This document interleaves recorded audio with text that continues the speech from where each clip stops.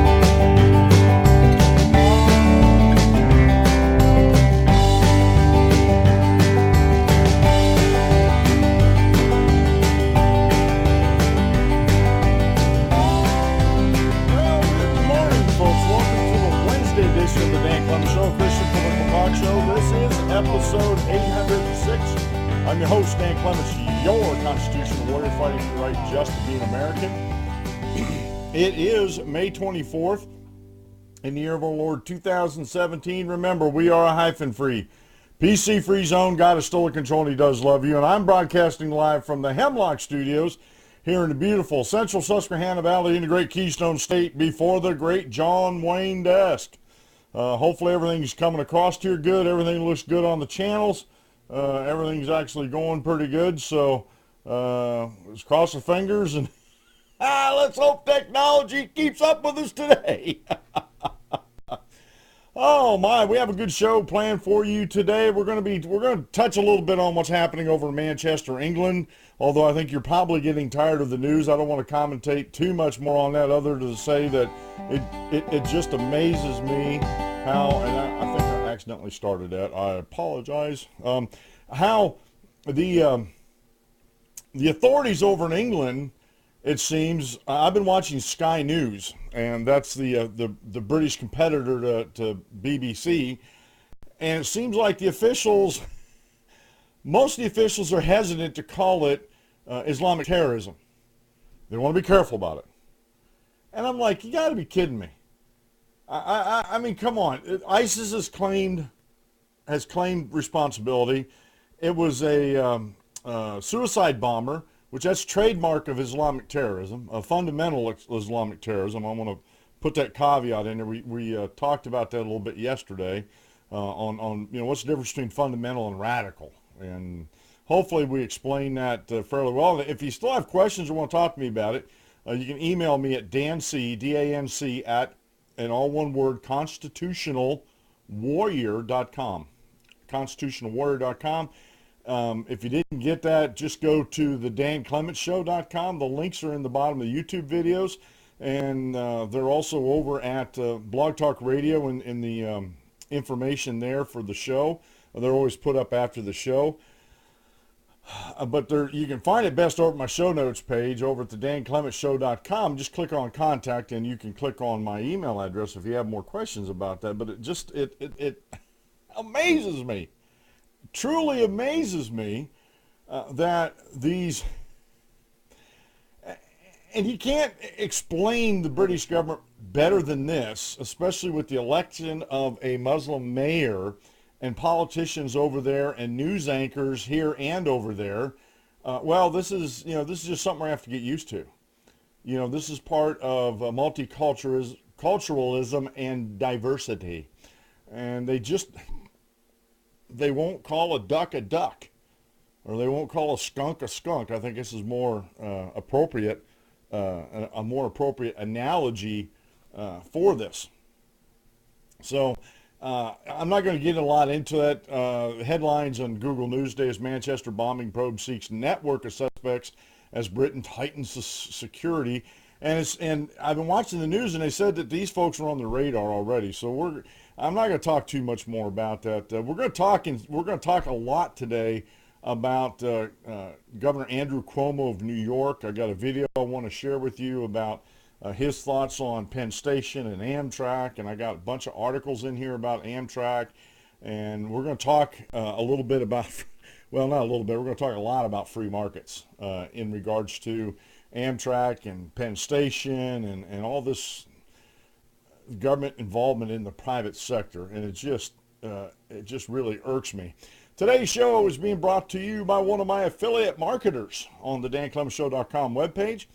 It's Sears Parts Direct. As you know, I recently had to fix my gas stove and put a new igniter on the oven so we could bake my Sunday night pizzas. And I called around real quick. If you haven't heard the story yet, I called around. No one had it locally. They could order it in. And I said, well, wait a minute. Let me see if I can get it myself instead of having more handling charges added on to it. So I went to Sears Parts Direct, as I am wont to do, looking for parts, especially if I can't get them locally, if I need something quickly. So I went on there. They had the part I need. I used the offer code 90055 for a 10% discount on the parts.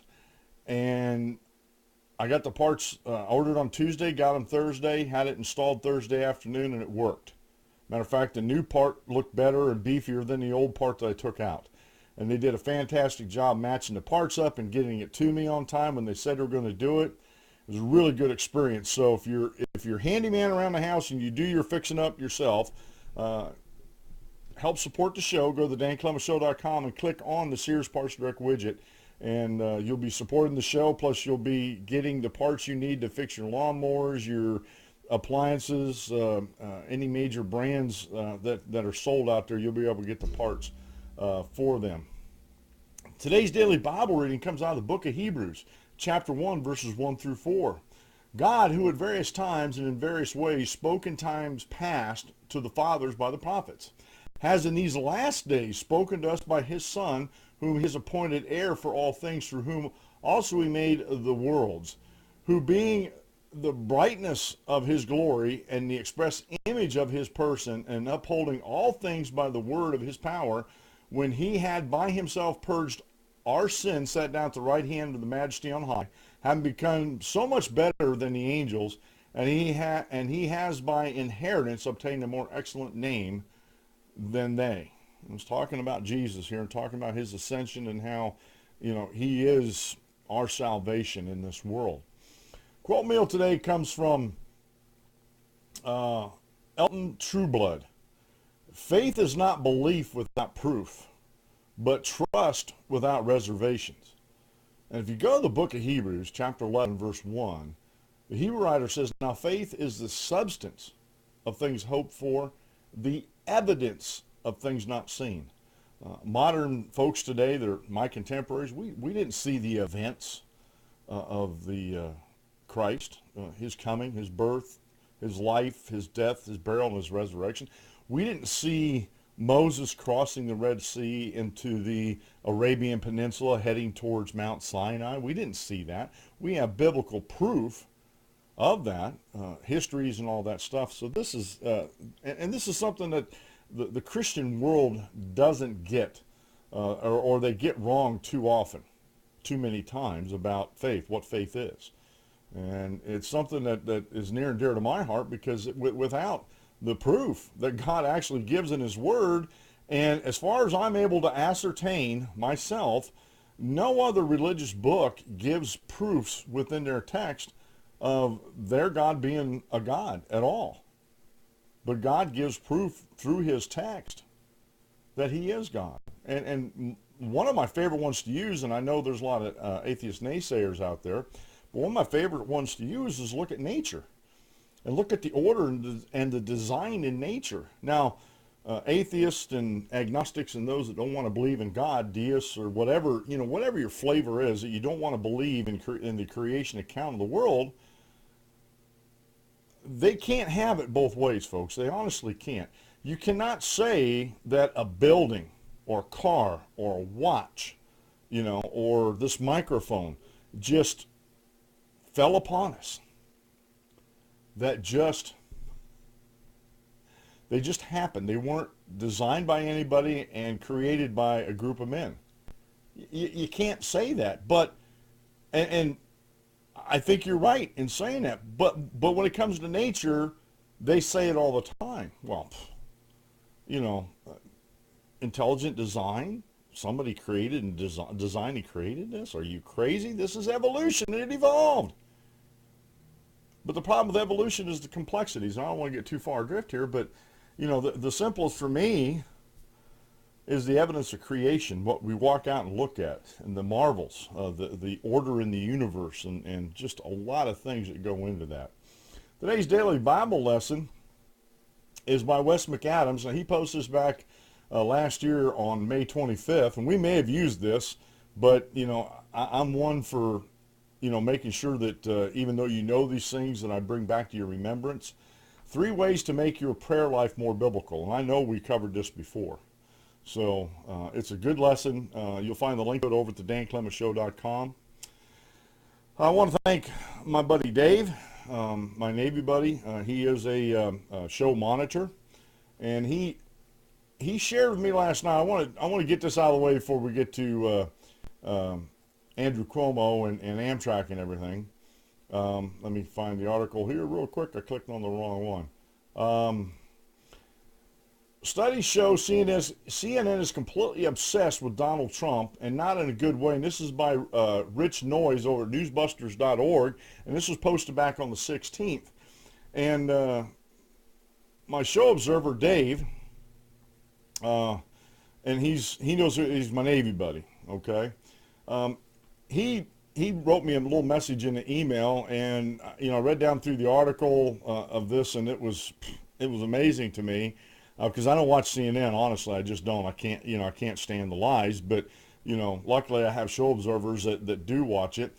It says some of the states or some of the stats in this article, and this is what my show observer Dave was talking about, will blow your mind. For instance, in a single day, CNN had 103 guests, mostly analysts.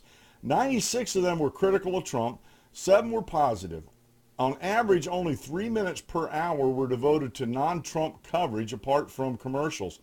Last night, while covering the bomb blast in Manchester, they somehow worked in an anti-Trump story. Every other network was wall-to-wall bombing news, but CNN managed to fit in something negative about Trump, and I watched the newscaster smile as she broke the bad news about something else the president had done wrong. No one would be surprised if they manned up and said, our mandate at CNN is to bring down the Trump presidency. And he sort of cliff noted the article for me there. And it's a good article. Again, the link will be, I got a scratch on my knee, or itch. I got an itch on my knee. Woohoo! It'll be over at the show notes page at DannyClementsShow.com. And no, to me, I'm not surprised. For some reason, CNN has Donald Trump in their craw, or like a bulldog with a bone. They're not going to let go of it. They're not going to let go of these stories, and it is. This thing is. I was thinking in my head what word I wanted to use. This is compulsive to them. It's like OCD. You know, they can't get away from it. They got to tap the monitor 3 times before each story, something like that. You know, but Trump's name is sounded off, you know, they go all OCD, and it's just no matter what else is going on, they got to get their digs in the presidency, and there's a huge problem with that, folks. And this is, to me, this is an organized effort with the lamestream media, and we talked about this on the show. Everybody's talking about the chaos in the White House. But the problem with saying it's chaos in the White House is it's really not. It's the lamestream media reporting it at such a level without confirmed facts. They're fabricating the news here, folks, without any confirmed facts, that they're making it look like the White House is in turmoil. But honestly, I don't see it. I don't see the White House in turmoil. I see everybody that was supporting Hillary and the DNC in the last election just going insane. over Trump and his administration. And so the lamestream media, the deep state, they've been trying to bring down the Trump presidency. They're I shared I shared a meme yesterday, and while I'm talking to you, I'll go find it for you. It was funny. I shared it on Facebook, and I haven't got much backlash on it. Of course, some of the things on Facebook that I have, it's almost an echo chamber in Facebook, but still, it's this meme is funny.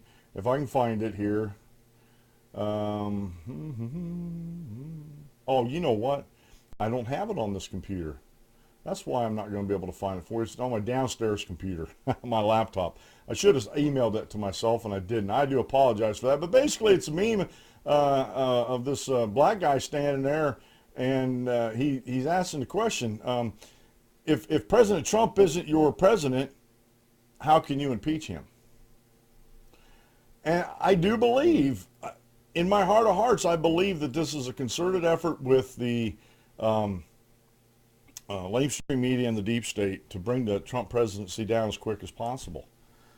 Because they look at him as a danger. They look at him, especially the deep state, and especially guys like George Soros, who's used to having his way with politicians and everything.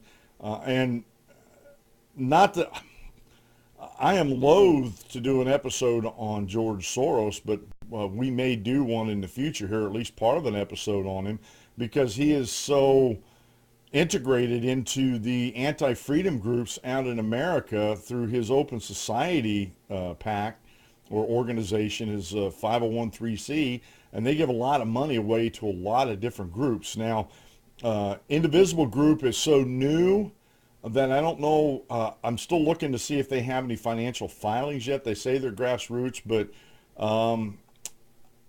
I'm not a betting man, but I would wager, because I can afford this, I would bet you a dozen donuts that George Soros somehow is involved financially with Indivisible Group. I know they're financially involved with Common Cause, and Common Cause supports, if not financially, at least morally, they support Indivisible Group. So, you know, his tentacles, George Soros' tentacles, goes a lot of places. And there are a lot of things that people are, I think, rightly upset with Donald Trump about. But to the point of impeachment, nothing I've seen yet, and I'm not blinded by Trump. I'm not a Trump supporter. He can defend himself quite readily without my help at all. Matter of fact, you know, I'd be surprised if Donald Trump even knows who I am, and in some ways that's a good thing. I'm flying under the radar, folks. But it's crazy. It's crazy how CNN is just completely obsessed with Donald Trump, and the lamestream media for that matter. I go through articles. I'm real skeptical. Articles from the New York Times, from the Washington Post, the LA Times, the Atlanta Constitutional, some of the Boston newspapers. I'm very skeptical of them because they're very, very anti-freedom. And this just blows me away that people don't see this. It does. It blows me away that folks just don't see the danger here with the lamestream media and everything. And it does surprise me. And because it's very, to me it's very noble. To me, it's very easy to research. Matter of fact, I have I don't have it up in because I don't have my email handler up. But a gentleman named Jody Apple, member of the Church of Christ, he's the one that curates the Bible.net website. They're working on that. They're shifting videos over to another website and trying to archive them better and be able to research those better for folks. So hopefully they'll get that done soon. He does the work. I think his son helps him. And hopefully they get that done soon because it's tremendous source.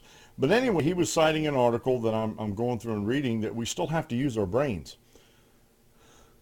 We still have to engage the gray matter between our ears. We can't just search Google or Yahoo or Bing or whatever your favorite search engine is, and look at the headlines and the little article underneath in the search engine and get all the news that we need. Because as I said yesterday, and I'll continue to repeat this, context is king. And a lot of times when you're reading an article, you're reading the author's opinions. So you need to, it's okay to read these articles, but then you need to go research them further and formulate your own opinions. Like I have a really good article in here. The history is really good about railroads. It's called A Citizen's Guide to the American Tragedy, it's called, or To an American Tragedy by Robert John Davis at Medium.com. And he put this nice long blog post on there, and the history is really good about what's happening in New York Station and Penn Station and the whole railroad system, Amtrak and everything. But his economics are horrible, are just horrible. Now, if you read through that article and you weren't economically minded like I am, you might agree with the article. And basically, I'm not going to read the article to you, but I'm going to have the link up on the show notes page there for you. You would come away with, well, that dirty, rotten federal government isn't supporting Amtrak. They're not paying the money to redo the rails or anything. We don't have a bullet train between Washington and Boston. How dare they? You know, and that's honestly, economically, that's what you'd come away with this in this article. So if you didn't do your own research to see if what he's talking about in the article, as far as, like I said, the history seems pretty good. But like I said, the economics are bad. If you didn't go do your research and see what Amtrak is, why they, and really do some economical research in this. Not be economical in your research, but use economics as part of your research tools and see if, to me, it doesn't take, it doesn't need, you don't need to be a rocket scientist to understand this, that it's been a failure from the start. Ever since the government took control of Amtrak, made Amtrak like the carrier of the nation for passengers, and took over total control as the government of Amtrak. And they do this with a lot of city governments own the subways, they own the buses, and then they wonder why. They wonder why they're. And this is an issue, folks, with socialism, and this is what the government has done to Amtrak is nothing short of socialism. And the proponents like Andrew Cuomo, governor of New York State, socialist at heart, because he wants the government. He doesn't give any other solutions than other the government needs to fix it. And the only private solutions he talks about is maybe bringing private contractors in to do the work of the rails instead of the Amtrak workers. And he's very telling in his video here, and I want to set his video up here real quick. He's very telling in his video on his ideas about Amtrak and talking about how we're living off of the funding of our subway systems in New York City, Amtrak and everything off our grandparents' donations to infrastructure, and he's trying to get infrastructure dollars from the federal government. And I think this is a big problem in our country. And I'll shrink this down to Pennsylvania. Basically what happens in Pennsylvania is the money that goes into the Department of Transportation, the vast majority of the tax dollars that goes into there comes from the gasoline tax that I pay and any other Pennsylvanian pays who drives a vehicle on the road. Trucking companies, even if they're not based in Pennsylvania, they have to pay a portion of their fuel tax to the state of Pennsylvania based on the miles driven into the state. And a lot of times there's this money that is diverted from DOT, Department of Transportation, for highways, rebuilding bridges and infrastructures as highways, and it's diverted to Philadelphia and to Pittsburgh, Scranton, Wilkes-Barre for public transportation or public transit projects. So the taxpayers that use the highways that this money is supposed to be going to are subsidizing the rides of folks in Philadelphia and Pittsburgh. I'll just pick on those two. I know Allentown's another big one with their public transit system up there, that they get state tax dollars that should go to the highways. We should have some of the best highways in the nation because of the amount of money that they're taxing our gas. Now, right now, if you don't know, in Pennsylvania here in the central Susquehanna Valley, they're doing a bypass project finally around Selinsgrove, Shamokin Dam, and Northumberland. Huge bottleneck, huge transportation bottleneck. And we are a corridor, a north-south corridor from Interstate 80 down to 81 and Harrisburg and further south that way. And we got this bottleneck that is, and we're talking not so much Lewisburg, but Lewisburg is in the mix. You got Lewisburg that you have to, when you get off the highway, you come down US 15, you got to go through all the lights in Lewisburg, Shamokin Dam, Selinsgrove before you get back on limited access, or no, it's open access, 4-lane highway going down to Harrisburg and 81 and, you know, points south and east from there. And the same way, if you come off of 80 and come down Route 11, you got to come through Northumberland and all the twists and turns and lights there before you get on 11 and 15, where it merges at Shamokin Dam. 11 and 15 merge there. And it's a huge nightmare for locals. And 30, 40 years ago, they proposed a bypass. But what happened? The local merchants got together and said, oh, this is going to kill our business. And they were looking at it that way instead of looking at now the merchants the last 10, 15 years have been complaining there's too much traffic and people don't want to stop. Well, duh. Even back 30, 40 years ago, the traffic that was coming through, the majority of it wasn't going to stop at your places anyway. They were movers and shakers heading through the area. And depending on what time of day it is, like lunch or supper and that, they weren't going to stop. They're going to keep going through.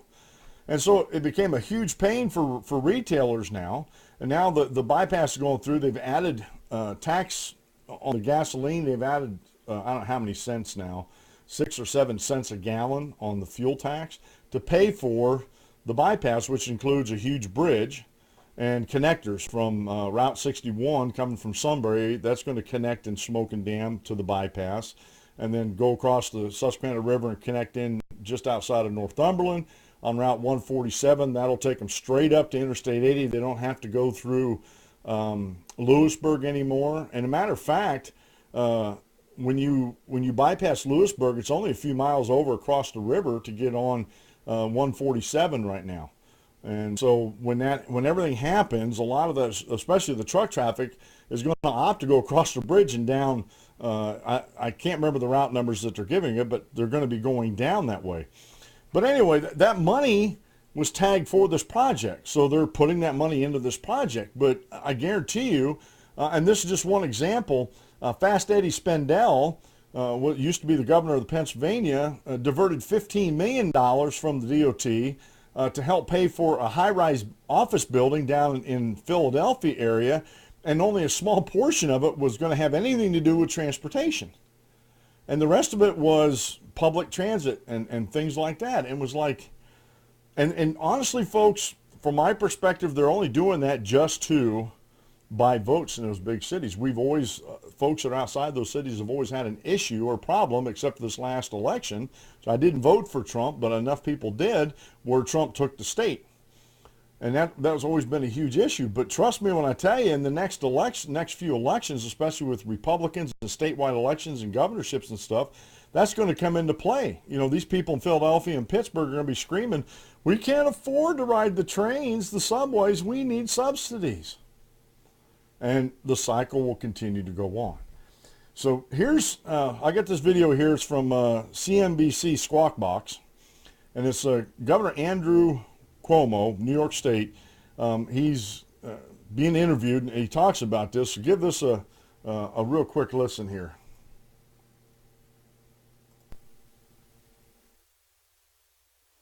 I think the president's direction on infrastructure is exactly right. Vice President Joe Biden spoke about it in the previous administration. We're way behind on infrastructure. We're living off not our fathers and mothers' legacy, but our grandparents' legacy. We haven't built an airport in over 25 years. We're not building bridges, roads, tunnels. So long term, we have to get back in the business of repairing the infrastructure. Short term, we're not paying the price of ignoring the maintenance. We have Penn Station, which is Pennsylvania Station in New York, but it is the main hub for all the Amtrak trains going through the Northeast Corridor. And it is literally crumbling. It's been underfunded for 50 years. The tracks are coming apart. The ceiling is leaking. There's been tremendous delays, derailments. It's also dangerous. And it has to be fixed, and it has to be fixed right, because it is having a tremendous impact not only in the New York metropolitan area, where it's the heart of the system, but the whole north-south corridor for Amtrak goes through Penn Station. Right now, the Amtrak Corporation is suggesting that they can get it fixed during the summer with emergency repairs. I think this is a lot more than emergency repairs. I think it's a lot more than the summer. And I think if we don't do it right and we don't do it quickly, we're going to have significant delays all through the summer. It'll be catastrophic in some ways in the metropolitan area, and I don't think we're focusing on it, and I want to focus on it before it's too late. You've called for the replacement of Amtrak in terms of the maintenance and repairs and running Penn Station, and your hope is that they'll bring in some sort of private contractor or someone to do it instead. What's the response that you've gotten from the federal government so far? We haven't heard anything back, and now it's only been a couple of days, and I understand they're busy with a lot of things. But we haven't gotten a response yet, and basically I offered three options. I said, look, let Amtrak bring in a private company. This is basically a construction project. Let them bring in a private company. Amtrak doesn't have the best record of doing this type of work. Or the state will take it over, and I'll bring in a private company to do the work. Or the Port Authority, which is a bi-state agency, New York, New Jersey, will do it. But somebody has to do it. It has to be done right. Someone has to be accountable. And it has to be done quickly. Because we're now making up for the lack of all the maintenance that should have been done. And it's a big system, and it is crumbling by the day. All right, folks, that was Governor Andrew Cuomo of New York State, and talking about the infrastructure, talking about things, why things. He didn't really get into why. And this is the problem with these politicians. They never get into why these things are happening. One of the reasons, and Amtrak, that's a hub for Amtrak, so they should be the ones fixing this, right? Well, the problem is Amtrak is government. It's a government-owned partnership. Now, they, a GAO, or GOA, government-owned. I get confused on all my alphabet letters here, but it's a government partnership, okay? The government was partnered with Amtrak, who's supposed to be a private entity, but they federalized them. They get tax dollars. Now, in this article, I was talking about the Citizen's Guide to an American Tragedy. He talks about this, and he talks about how when one party gets in, they fund it. Another party gets in, and they defund it. And he doesn't even recognize in his article, now maybe he does, he did afterwards, I don't know, he just wrote this on the 20th, but he doesn't even recognize in his article, therein lies the problem. You have subsidized fares for these riders, which means they're not paying what the market says they should be paying for their ride on Amtrak. Amtrak can't afford to pay for the repairs, the upgrades to Penn Station, their tracks, trains, anything. They can't afford it because they're not making money. They're absolutely not making money. And to illustrate this, folks, I think it was Seattle was one of the towns. I was surprised that they did this. There was a couple West Coast towns that did. I think Portland also did this. They sold their bus. Their city bus. They just sold it outright. They didn't even, people call it privatization. They didn't even privatize it. They just sold it. And a private company came in, bought up the assets and everything. And then what the private company started doing, they left all the routes in place. Well, then they put inspectors or, dare I say, like show observers on the bus lines, on these different buses and the different lines they were actually servicing. And they reported back the ridership of these routes. And what the private company did was they took some routes away because there was either not enough or no riders coming on. The bus was just driving around for nothing. And a lot of times these routes were sometimes within blocks of each other. So what private companies did was they came in and they started consolidating routes. They started routing these around more efficiently. So if there were people that's all they used was these bus routes, that they may have to go another block the other way, or maybe 2 blocks the other way, or a different direction what they're used to, instead of walking down half a block down from the house to a bus stop. So they rearranged things, made things more efficient, and if there was demand in other neighborhoods that they weren't presently covering, then they would go in those neighborhoods. And we see this phenomenon with Uber over taxis. Uber is able to respond better than taxis, have lower fares for their drivers for their passengers, the drivers and their passengers, and still be able to give service, and everybody's making out like a banshee. And these government permitted taxi services are going bonkers, because of Uber's cutting into their profits. They got competition now. In other words, New York City. I know there's Uber in New York City, but there's been a big battle over that in New York City for a long time, because these Uber drivers are actually, and the thing is, Uber can be scaled. It can absolutely be scaled, and if there's more Uber drivers needed in a certain area, that develops into that area. It's called the free markets, and it continues to develop. With railroads, you can't develop it, and the problem with Amtrak, and the reason why they're failing, is because of the free markets. There's other options, folks. I used to drive truck up in the Northeast Corridor all the time. I used to drive in New York City all the time. And let me tell you, New York City, before this gentleman named Moses, is not the Moses of the Bible. He was in New York City. He was the head of the Department of Transportation in New York City. He decided that they were going to make New York City the jewel of public transportation back in the early 1900s. And if you've ever driven through New York City, and Philadelphia is this way to a certain extent, neighborhoods are all hacked up with this highway system to get vehicles out of the city and in the city, and it makes no sense the way this was all done. The mass transit, the buses, the taxis, and the buses, taxis, and railroads cannot handle the volume of people coming in and out of New York City every day. And the reason why they can't handle the volume is because they're not innovating. There's no money to innovate. There is no incentive to innovate. One of the stories I was reading here, and all these, I have these, I'll just name them off here real quick. Make Amtrak safer and privatize it. We're going to get into that one pretty quickly here. There's another article on the Hill back in 2011. Amtrak privatization is unconstitutional. That was a clickbait title, but I wanted to add that in there because there are people out there, not in this particular, I read through this article 3 times and didn't find a single person talking about it's unconstitutional, but I bet you could find a Nancy Pelosi or Maxine Waters in Congress that would say that exact same thing. I would bet you my dozen donuts for that. Privatize Amtrak is broken. Let the free market fix it. Stopping the runaway train, the case for privatizing Amtrak. All these are titles, okay? And then there's an update as of March 16th, Amtrak light rail cuts in Trump's first budget. And it's like, okay.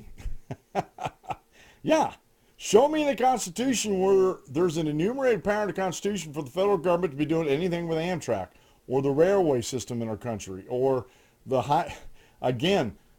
Eisenhower, was it a good thing? A lot of people says yes, it was a good thing that the Interstate Act under the Eisenhower, the Interstate Highway Act, under Dwight D. Eisenhower when he was president, built all these interstates throughout the country. And connected East Coast to West Coast. But that was a military.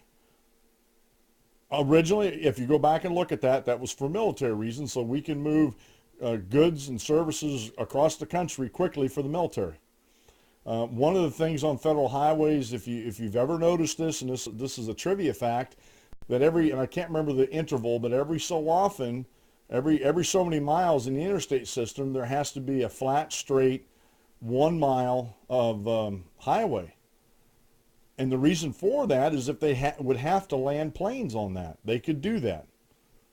Okay, and next time you're out in the highway system, go look at that. At certain intervals, it's 10, 15 miles or something like that, or 20-mile intervals. I can't remember the exact interval, but that's, when I found out that fact when I was driving truck, I was looking and said, they're absolutely right. There are, every so often, there's some flat, straight, no obstructions anywhere, pieces of highway that you could land military transport planes on and take off on them. So, they could literally take that section, put some dirt and some grading over it, and make one a landing and one a takeoff runway. It'd be very easy for them to do that. But I digress. So we're getting into Amtrak, and this is one of those things that the news is being lost because of the terrorist attack. And like I said, I'm not trying to minimize the terrorist attack, but I think there's other things that we need to really be aware of, as it were. Now, this first one, Make Amtrak Safer and Privatize It, is by Iris Stahl over at Reason.com. This was posted May 18, 2015, but it's still relevant for today. And they're talking about this fatal Amtrak crash that happened earlier in the April, May of 2015. It generated a renewed discussion about the right way to run a railroad. Some say that the solution is mandatory seatbelts for train passengers. Others want more government spending on infrastructure. And folks, this is where the argument keeps going. They consider the railroad part of infrastructure. Okay? Although 70% of all freight in the United States is moved by trucks. 70%. That's still a figure that holds true. Now, does the railroad haul freight? Absolutely. Norfolk and Southern is one of the biggest freight haulers in the country, and they've actually helped minimize the stress on long-haul truckers by putting freight on railheads and sending them back and forth across the country, and then regional drivers go pick them up railheads and deliver them. Okay? That's innovation. The government didn't do that. Norfolk and Southern is private. The government didn't do that. Norfolk and Southern is rebuilding their railroads, and it's all a private partnership. And quite honestly, if it wasn't for J.B. Hunt becoming partners, I wanted to say something else there, my tongue wouldn't let me. Becoming partners with Norfolk and Southern back in the early 90s, when I first started full-time driving, Norfolk and Southern would have went under without that partnership, without J.B. Hunt developing the type of chassis systems and the bogie trailers and stuff like that, just like containers, and being able to put these trailers right on the trains, stack them double high, and ship them, from East Coast to West Coast. If it wasn't for that, Norfolk and Southern would be dead, and that's a historical fact. But people want to talk about the railroads being infrastructure, and they're not. Actually, the highways technically are infrastructure, but the government collects taxes in the form of gas tax to take care of that infrastructure. Why do we need to keep carving out more tax dollars from the federal budget that's beyond what's already in there? Spend the money that you're collecting off of gas taxes instead of putting it into a general fund. Take and spend that money where it was collected for. Is that a novel idea or what? Maybe I'm overthinking this. I don't think I am. Missing from the conversation, at least until now, has been the name of a publicly traded for-profit private company that might help show the way to a solution to the Amtrak problem. The company is Genesee & Wyoming Incorporated, which owns or leases freight railroads that operate in 41 states, 4 Canadian provinces, Australia, and Europe. At Genesee, safety starts not with technology or spending, but with culture. The company's core purpose is to be the safest and most respected rail service provider in the world. The company's website, and there's a link to it in the article here, showcases its safety first approach front and center, and safety awards earned by Genesee and Wyoming employees are recorded in the company history as events just as significant as corporate acquisitions are of other railroads. G&W's injury rate, one measure of safety, is 4 or 5 times better than that of other railroads of its type, and better than that most of the larger railroads, including Amtrak. Safety is never fixed, and we are committed to continuous improvement. Our goal is for every one of our operating regions to be injury-free every day, the company says on its website. In a video, one of the safety award winners, Mike Sheffield, explains some of the tactics involved, signs, audits, and checklists. The emphasis on safety hasn't been bad for business. $10,000 invested in GWR stock 10 years ago would now be worth $55,000 or almost $56,000, an increase about 460%. In a free competitive market business that emphasizes safety can decrease costs for insurance and litigation and increase the satisfaction of customers and employees. In other words, safety doesn't have to be a mandate that comes from government. It can be a differentiator, a unique selling proposition in the competitive market that is capitalism. This is true in transportation industries other than railroads, too. Remember the Volvo commercials showing the car's protective steel cage, or consider how other automobile companies are introducing safety features from backup cameras to lane drift alerts to attract safety-conscious buyers. Let me stop the reading there. I drove a Volvo truck, and one of the safety innovations that they did with the truck was they took the engine, and all these were conventionals. That means there was a nose out in front of the truck, and they tilted it backwards a certain amount of degrees. And nobody else in the industry was doing that at the time. This was back in the early 2000s.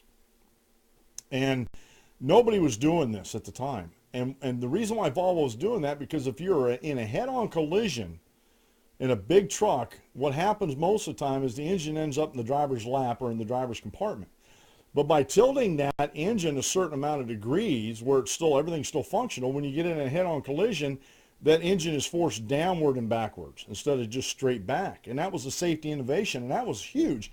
And that started a safety revolution in the trucking industry. I don't know too many trucking company or truck builders now that don't have that tilt on their engines to make that engine dive underneath. And that wasn't regulated by government at all. That was a safety feature that Volvo invented in their trucks. And the Volvos, in my experience with Volvo Class 8 trucks, they're driver friendly, they're mechanic friendly, and they're safety minded. And that was all due to competition and wanted to differentiate themselves from the competition. I read on here, after the government deregulated airlines during the Carter administration, airline safety actually improved while flying became more affordable. That's part of the reason that intercity passenger rail services is a money loser despite government efforts to make airplanes less attractive than trains by imposing intrusive Transportation Security Administration searches on airline passengers, but not on Amtrak passengers. How bad is Amtrak? The airline has figured out in-flight Wi-Fi internet in the sky, while Amtrak's internet service on the ground is still painfully slow. The railroad even manages to lose money on its cafe cars, which have a captive audience. One reasonable solution to the Amtrak problem would be to put the railroad's routes up for bid to be bought by private operators. Routes that make economic sense, like the Northeast Corridor, might attract private bidders, perhaps airlines like Delta or JetBlue, perhaps freight train companies like Genesee and Wyoming and Warren Buffett's BNSF. Others might have to be shut down displeasing politicians, but railroads shouldn't be run for the purpose of pleasing subsidy-providing politicians. They should be run to serve customers and make profits for owners. Vice President Biden issued a statement after the crash asserting Amtrak is like a second family to me, because he rode it all the time. You know, of course, we were paying for his rides. The rest of us would probably settle for having a railroad that gets us and our actual real families where we're going safely and reliably. I can't say it any better than that, folks, and I've been talking about this for a long time in the show about free markets work. And the problem with the government running Amtrak or trying to run it or trying to support it with tax dollars is just that. That's the problem. They have lines open that hardly have any passengers on it at all. It would be better, honestly, it would be better and cheaper if they just ran buses to those places instead of having a railroad. Buses are cheaper. You can actually scale the bus systems down. If you need more buses to an area, send more buses to an area. If it starts to taper off because people are using other modes of transportation, then you scale that back. How do you do that with a train? How do you do that with trains? You got the railroad already there. You have the stops, and trust me when I tell you, I've used socialized railroads. That's how we used to get to Glasgow quite a bit. Now, there was every now and then there was double-decker buses we would take up to Glasgow. And quite honestly, with the buses, even though they had a few stops to make between Greenock and Glasgow, a lot of times we would get to Glasgow earlier because the trains were mandated to stop at every station, whether there was people there or not. They had to stop at these stations. The bus, if there was nobody outside the bus station and nobody on the bus getting off, they kept going. And I kept wondering why, because we take the train a lot too, because I like riding the trains. We would take the trains up to Glasgow, and I'd wonder, even if nobody's getting off, they're mandated to stop. They have to stop, and then nobody gets off, and then they take off again.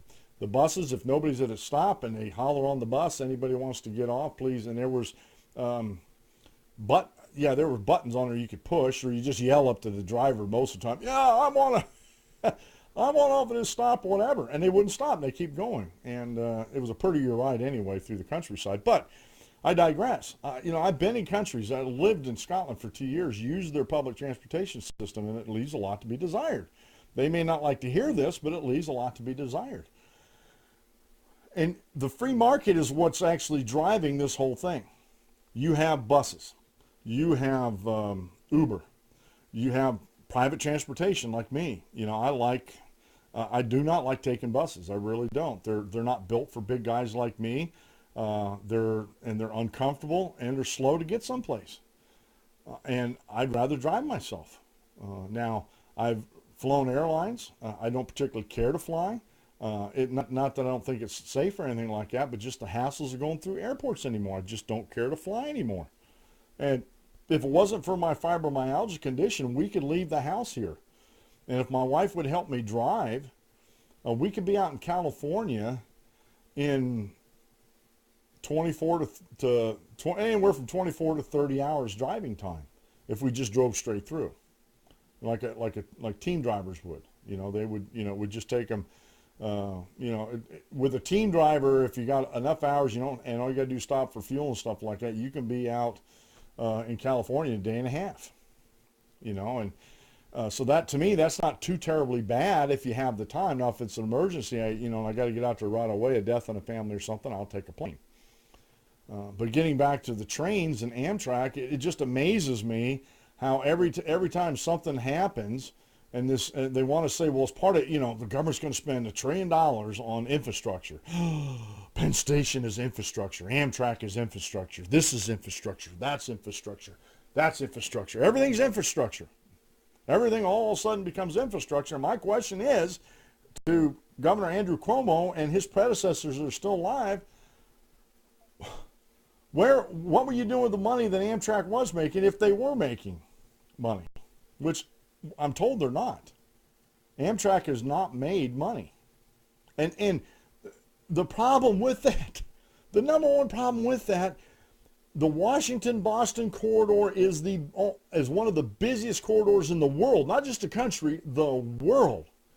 And you have that many passengers going up there between those cities, you got to go from Washington, you got to go past Philadelphia, New York, and then up through the Connecticut and that very populous state in there, and then hit up to Boston. And it's one of the busiest corridors in the Northeast. Highway, rail, bus, and Amtrak can't make a profit on that.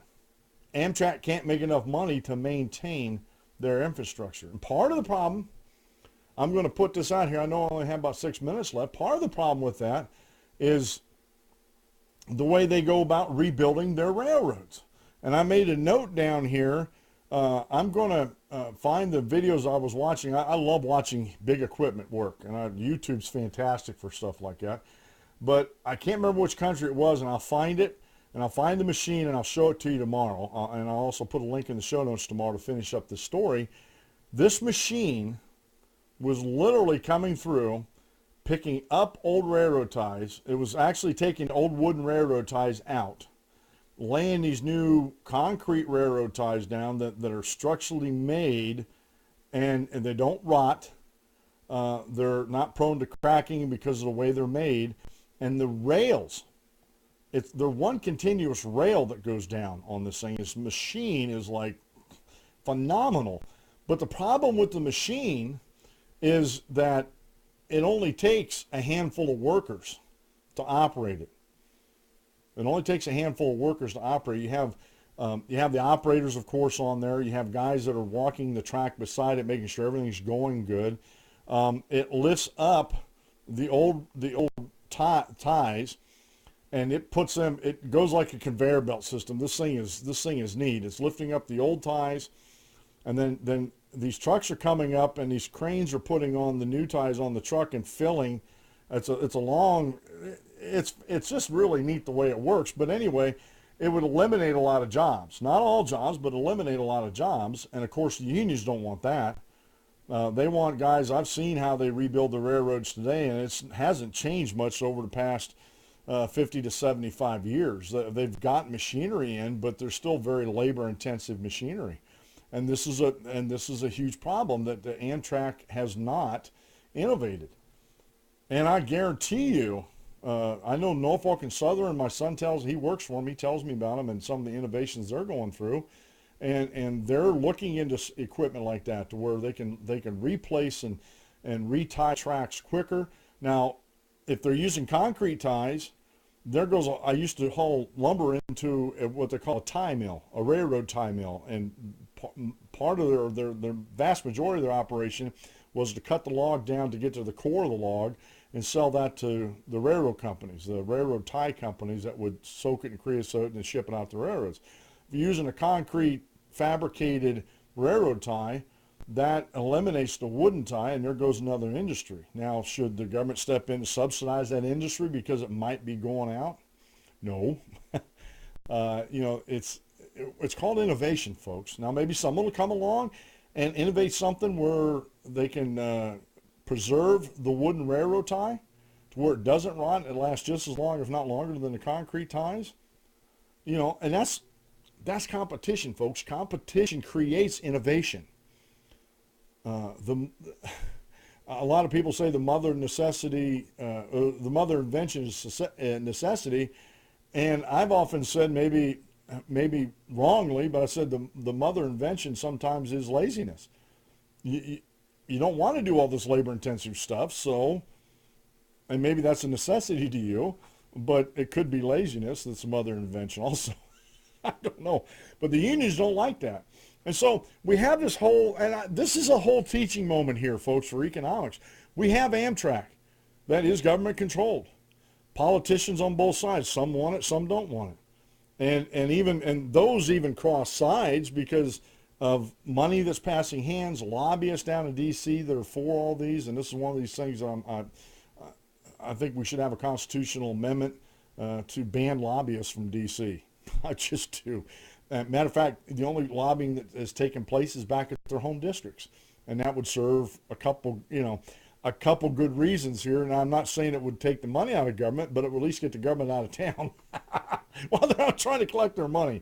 Maybe that's the solution, maybe that's not.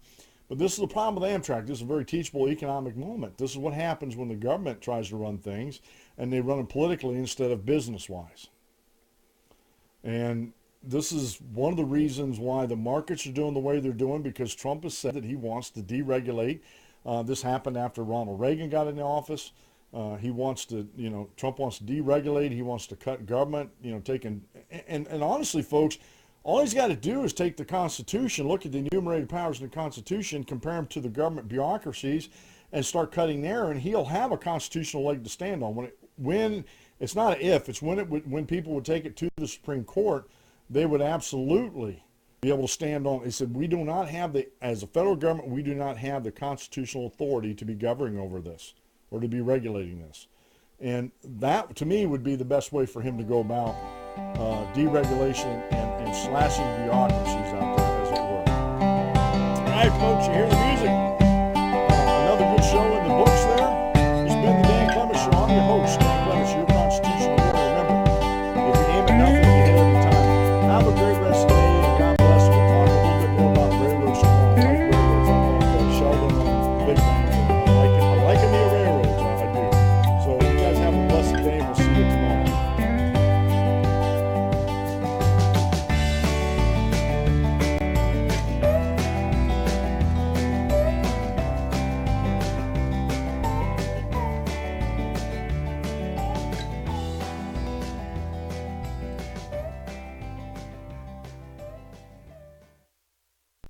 Thank you for using Blog Talk Radio.